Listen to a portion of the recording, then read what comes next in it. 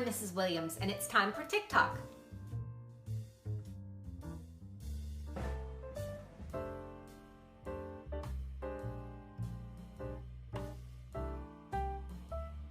Today, we're going to talk about an activist artist named Faith Ringgold, who's still alive today. She'll be 90 years old this fall. She was born in 1930 in Harlem and spent much of her life here in Bergen County in Englewood, New Jersey. She was the youngest of 3 children, but Faith had asthma, so she had to spend a lot of time indoors with her mother, who was a fashion designer and taught her how to sew and work creatively with fabrics. As she grew up, she decided to turn her interest in art into a career, so she studied art education in college and became an art teacher. While she was creating her art, she became an activist too. Do you know what that is? Activism is something you do to try and change people's ideas and behavior. She painted a series called American People, which showed the civil rights movement from a woman's perspective. Here are a couple of pictures from that series. Can you see the influence of Cubism in these pictures? Faith Ringgold fought for the rights of women and minorities to exhibit their arts in museums, too. She organized protests to persuade museums like the Guggenheim and Metropolitan to include artists like her. Before that, most art was by white men only. Have you been to these museums? Now you can see art by all kinds of people. Faith wrote and illustrated books about activism, too. Do you know who Harriet Tubman was? She was an activist with the Underground Railroad, and one of Faith Ringgold's books is about her.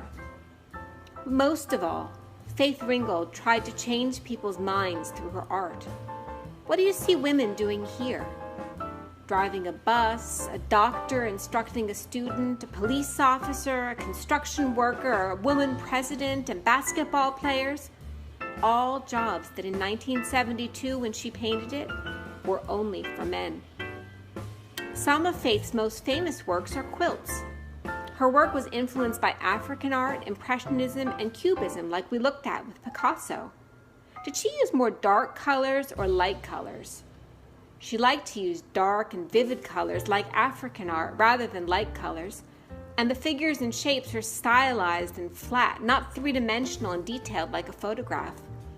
She liked to frame her quilts with designs like they did in Tibetan quilting.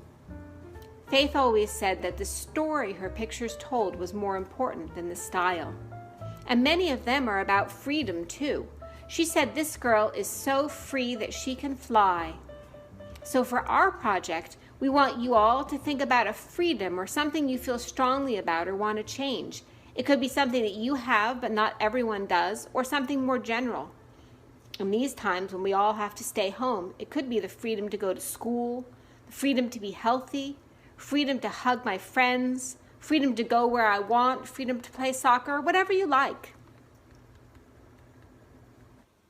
The supplies we're going to need for today's project are paper, a pencil with a good eraser, markers or colored pencils or crayons, whatever you want to use to color your picture, some construction paper or pattern paper or wrapping paper that you can use for a frame, and a glue stick to attach your picture to the frame. So if your paper is not a square, you're going to want to cut it into a square because quilts are usually made up of squares. In fact, we call them quilting squares. So just cut it off so it's a square like this. Now you want to grab your glue stick and glue your square paper onto the center of whatever paper you picked for your frame.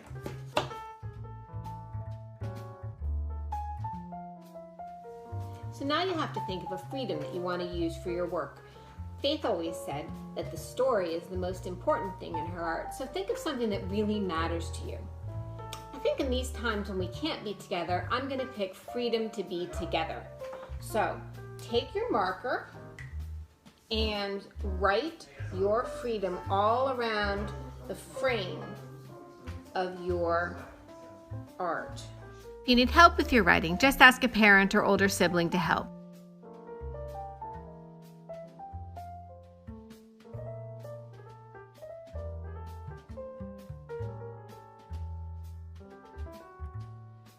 Now you have to think about what kind of picture you want to do to represent your freedom. You could do something that's more complicated or something that's more simple.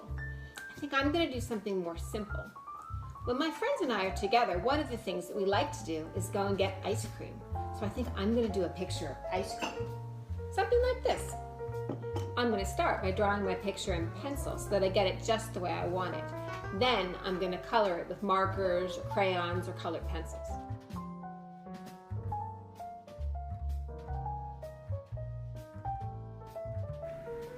I think I'll make them waffle cones because those are my favorite.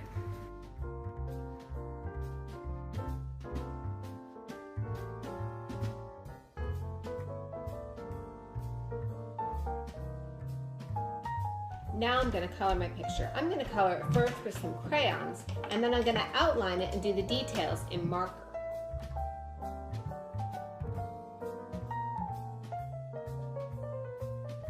Making this one strawberry.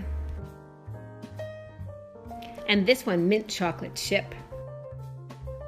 And the last one will be mango. Delicious.